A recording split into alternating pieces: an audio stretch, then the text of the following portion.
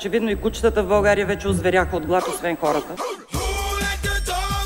Това тук, в което се намирате, е парламента на републиката.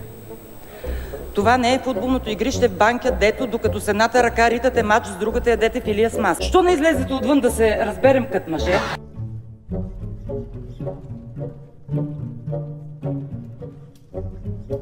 Категорично отрицателна позиция. По онова време беше почти престъпление да се опълчиш на Истанбулската конвенция.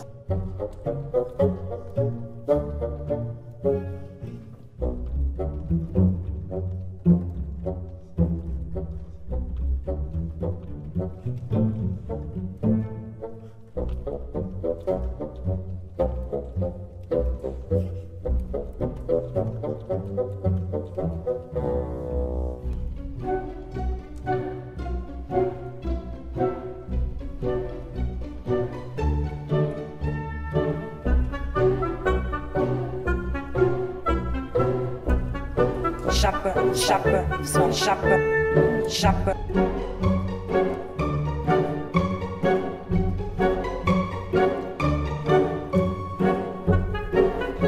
Да го духам. Извинявам се за грубия език. Асен не е гей.